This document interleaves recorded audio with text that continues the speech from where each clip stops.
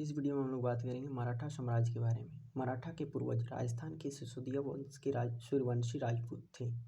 महाराष्ट्र की भक्ति आंदोलन तथा औरंगजेब की कट्टर धार्मिक नीति से मराठों का उदय हुआ और मराठा साम्राज्य के संस्थापक शिवाजी को माना जाता है। शिवाजी का जन्म 20 अप्रैल 1627 को पूना के निकट शिवनेर नामक स्थान पर हुआ। इनके पिता का नाम भोसले शाहजी भोसले तथा माता जीजाबाई। इनके गुरु जो थे उनका नाम कोंडदेव तथा इनके आध्यात्मिक गुरु रामदास थे। शिवाजी की सौतेली माँ तुकाबाई थी। शिवाजी के पिता शाहजी भोसले पहले अहमदनगर के शासक के यहाँ नौकरी पर थे। जब अहमदनगर पर मुगलों का अधिकार हो गया तो शाहजी भोसले बीजापुर के शासक के यहाँ नौकरी करने लगे और अपेक्षित पत्नी जीजाबाई तथा पुत्र शिवाजी को पूना का एक जागीर सौंप दिया।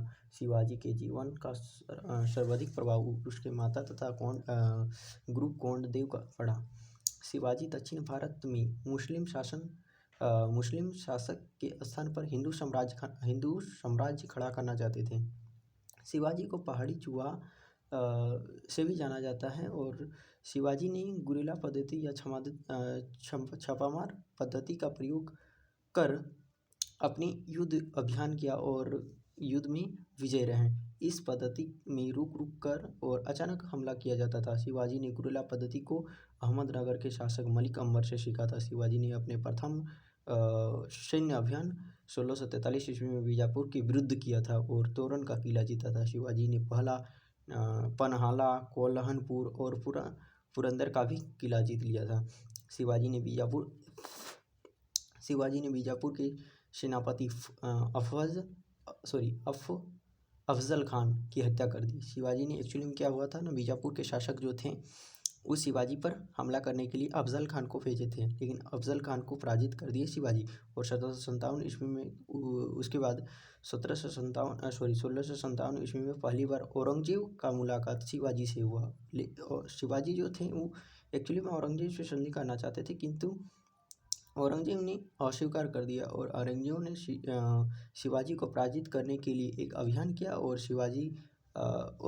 औरंगजेब ने अपने मामा शाइस्ता खान को शिवाजी को पराजित करने के लिए भेजा, लेकिन शिवाजी ने बाजी पलट दी और शिवाजी ने औरंगजेब के मामा शाइस्ता खान को पराजित कर दिया और 1664 ईस्वी में शिवाजी ने सूरत को लूट लिया। सूरत मुगल के समय बहुत बड़ा प्रशासनिक उद्योग था और इसी का कारण जब शिवाजी ने सूरत पर हमला किया और सूरत को लूट लिया और इसी के कारण मुगल प्रशासक औरंगजेब शिवाजी के और कट्टर विरोधी हो गए। और जब सूरत को शिवाजी लूटा तो औरंगजेब शिवाजी के विरुद्ध कई अभियान किया और एक बड़ा अभियान छेड़ा। इस अभियान का नेतृत्व राजा जय सिंह कर रहे थे। इस अभियान में शिवाजी पराजित हो गए और शिवाजी तथा जय सिंह के बीच 5 जून 1665 को पुरंदर की संधि हुई। पुरंदर की संधि के तहत शिवाजी को जीते हुए 35 किलो में से 23 किलो मुगल को लौटाना पड़ा। इस संधि के तहत शिवाजी ने अपने पुत्र शामाजी को औरंगजेब की सेवा में भेज दिया और खुद अगले साल 1666 में औरंगजेब से मिलने आगरा पहुंचे थे, किंतु औरंगजेब ने धोखा से शिवाजी को जयपुरी महल में कैद कर लिया। जयपुरी महल फिलहाल आगरा में है और उसके बाद शिवाजी बहुत जल्द अपना भेष बदल कर फलों की टोकरी में बैठकर जयपुरी महल से भाग गए और 1670 में दोबारा सूरत को लूटा।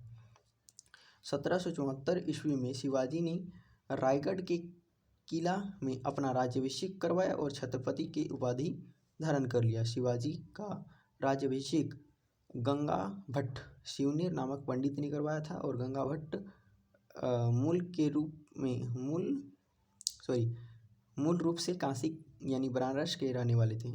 गंगा भट्ट जो थे वो मूल रूप से काशी यानी बनारस के रहने वाले थे। औरंगजेब ने कभी भी शिवाजी को पराजित नहीं कर सका। अंततः 1679 में औरंगजेब ने पुनः जजिया कर लगा दिया और जजिया कर का विरोध करने वाला एकमात्र शासक शिवाजी थे।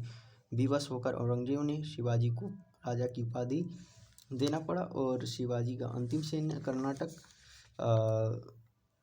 कर्नाटक के विरुद्ध 1677 में और 12 अप्रैल 1680 को शिवाजी की मृत्यु हो गई।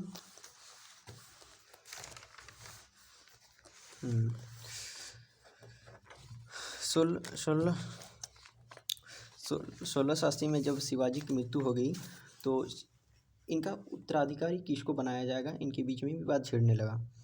तो इनका बेटा जो था वो संभाजी को बनाया गया, लेकिन संभाजी ने शिवाजी की मृत्यु के बाद संभाजी को पहला पन्हाला के किला में कैद थे।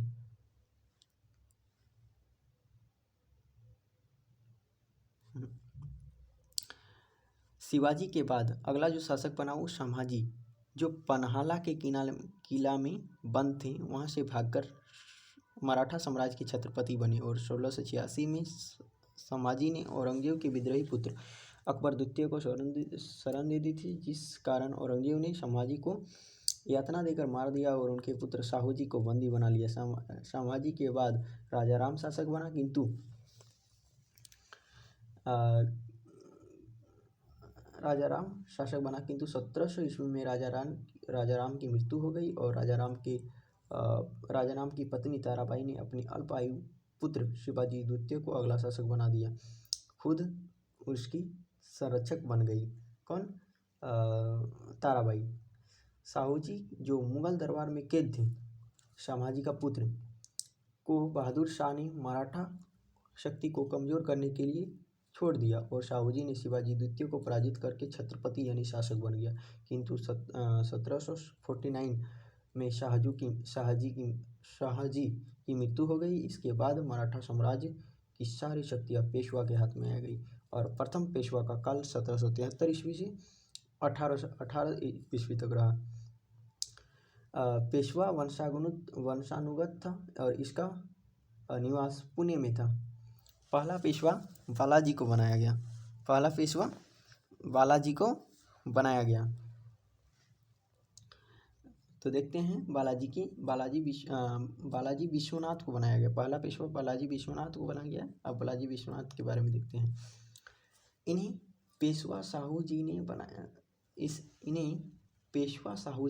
बनाया। इन्हीं के सहयोग से साहूजी छत्रपति बने थे और साहूजी ने इन्हें अपना प्रतिनिधि बनाकर मुगल शासक फारुखशियर के दरबार में भेजा था तथा फारुखशियर ने छत्रपति के पद को मान्यता दे दिया था और इस संधि को मराठा का मैग्ना कार्टा कहा जाता है। उसके बाद अगला शासक जो बना, मतलब अगला जो पेशवा बना वो बाजीराव प्रथम। यह बालाजी विश्वनाथ के पुत्र थे। इन्हें लड़ाकू पेशवा कहा जाता था। शिवाजी के बाद गुरिल्ला पद्धति का सर्वाधिक प्रयोग बाजीराव प्रथम ने ही किया था और इन्हें बाजीराव मस्तानी के नाम से भी जाने जाते हैं। बाजीराव प्रथम ने 1728 में हैदराबाद के शासक निजाम उल को हराकर उनसे मुंशी सिमगांव की संधि की और फिर बाजीराव ने प्रथम छत्रपति साहू के कहे कि आओ इस पुराने वृक्ष के जड़ों को वार करके शाखाएं को स्वयं गिर पड़ेंगी। इस पर साहू जी ने यह प्रक्रिया दिया कि आप निसंदेह एक योग्य पिता के पुत्र हैं। आपके प्रयासों से मराठा साम्राज्य का पताका कटक से लेकर अटक तक लहराएंगे। बाजीराव प्रथम ने 1737 ईस्वी में मात्र 500 घोड़सवार लेकर मुगल शासक मोहम्मद शाह पर आक्रमण कर दिया और दिल्ली को पूरी तरह से लूटा और मोहम्मद शाह से संधि की, जिसके तहत 5 लाख प्रति वर्ष लेकर विदेशी आक्रमण के समय सैन्य मदद देने की वचन दिया था। लेकिन 1739 में ईरान तथा एशिया के नेपोलियन कहा जाने वाला नादिर शाह ने जब दिल्ली पर आक्रमण किया, किंतु बाजीराव ने कोई भी सैन्य मदद नहीं की। बाजीराव ने पुर्तगालियों से सालसेट तथा वाशिन यानी महल छीन लिया था और बाजीराव हिंदू पदशाही की स्थापना करना चाहते थे। बाजीराव का संबंध मस्तानी नामक एक मुस्लिम लड़की से भी था। शाहूजी बाजीराव के समय ही पूरे मराठा साम्राज्य को 5 परिसंघ में बांट दिए थे। वो 5 परिसंघ जो था वो बड़ौदा था। बड़ौदा गायकवाड़ को दे दिया था। पूना पेशवा के हाथ में रहेगा और नागपुर भोंसले के हाथ में रहेगा।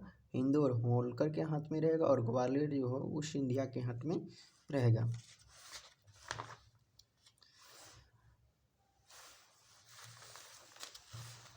सिंधिया जो है ग्वालियर के हाथ में रहेगा। इसमें पे देख सकते हैं। अगला शासक जो बना वो बालाजी बाजीराव बना। देखिए पहला जो पेशवा था उसका नाम था क्या? पहला पेशवा का नाम था बालाजी विश्वनाथ। दूसरा पेशवा बाजीराव प्रथम और तीसरा पेशवा जो था वो बालाजी बाजीराव। ठीक है, तीसरा पेशवा के बारे में पढ़ते हैं। बालाजी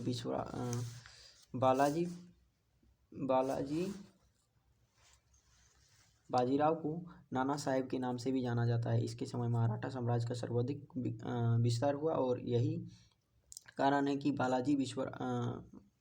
बाजीराव को शिवाजी के बाद मराठा का दूसरा संस्थापक कहा जाता है। 1749 में छत्रपति शाहूजी की मृत्यु हो गई और संगोली की संधि के तहत छत्रपति के पद को समाप्त कर दिया गया और मराठा साम्राज्य पूरी तरह पेशवा के अधीन हो गया। 1752 ईस्वी में झलकी की संधि के द्वारा हैदराबाद के निजाम उन्मुल ने मराठा की अधीनता स्वीकार कर ली और 14 जनवरी 1761 को अफगान सेनापति अहमद शाह अब्दाली ने मराठों के साथ पानीपत का तृतीय युद्ध किया और इस युद्ध में मराठा बुरी तरह से पराजित हो गया और मराठों को पराजय की खबर सुनकर पेशवा बालाजी बाजीराव की मृत्यु हो गई और इतिहासकार इसी में सर सिडनी ओपन ने कहा है कि पानीपत का तृतीय युद्ध यह सिद्ध नहीं कर सका कि भारत का शासन किसके हाथ में होगा, लेकिन यह जरूर सिद्ध कर दिया कि भारत में किसका शासन नहीं होगा। अगला पेशवा माधव नारायण राव को बनाया गया। इसके समय मराठा साम्राज्य का कोई भी शक्ति दोबारा इसके समय यानी माधव नारायण राव के समय मराठा साम्राज्य की खोई हुई शक्तियाँ दोबारा मिलने लगी। यह एक युग पेशवा था। इसने मुगल शासक शाह आलम द्वितीय को दोबारा मुगल की गद्दी में बैठा दिया और अहमद शाह अब्दाली के डर से दिल्ली छोड़कर भागा, किंतु इसी वर्ष माधव नारायण की मृत्यु हो गई।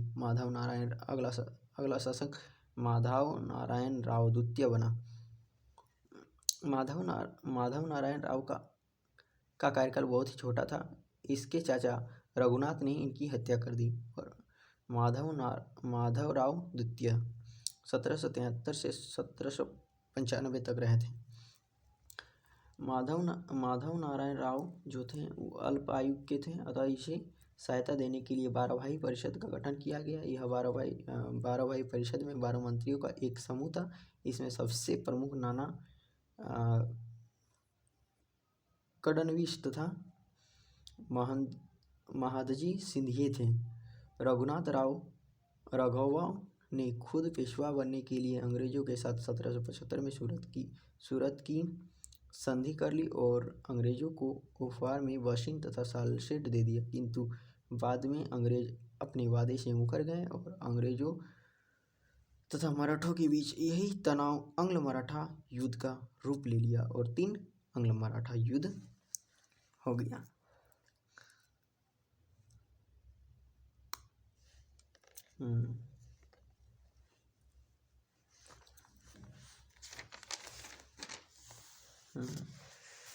जो फर्स्ट आंग्ल मराठा युद्ध, यह युद्ध महादजी सिंधिया के अध्यक्ष ने सालाबाई के संधि के तहत समाप्त हुआ। इस युद्ध के तहत अंग्रेजों ने 12 भाई परिषद को मान्यता दे दिया और माधव नारायण द्वितीय को पेशवा स्वीकार किया। 1795 में दजी सिंधिया तथा माधव नारायण द्वितीय की मृत्यु हो गई और अगला पेशवा बाजीराव द्वितीय बना। बाजीराव द्वितीय यह अंतिम पेशवा था। इसके समय द्वितीय आंग्ल मराठा हुआ, मराठा युद्ध हुआ और इस पेशवा ने अंग्रेजों की अधीनता स्वीकार कर ली। द्वितीय आंग्ल मराठा युद्ध, यह युद्ध वाशिंग की संधि के तहत समाप्त हुआ। इस संधि के तहत पेशवा बाजीराव द्वितीय को अंग्रेजों की अधीनता स्वीकार कर ली और इस संधि को भोंसले, होलकर तथा सिंधिया ने स्वीकार नहीं किया। यह तृतीय आंग्ल मराठा युद्ध का कारण हो गया और तृतीय आंग्ल मराठा युद्ध 1817 और 1818 के बीच हुआ। यह युद्ध पुणे की संधि के तहत समाप्त हुआ और इस युद्ध की समाप्ति के बाद पेशवा बाजीराव द्वितीय को अंग्रेजों ने पेंशन भोगी बना दिया और उसे कानपुर बिट्टूर भेज दिया। इसी पेशवा बाजीराव द्वितीय का दस्तक पुत्र गोद लिया हुआ बुध नाना साहब था और बाजीराव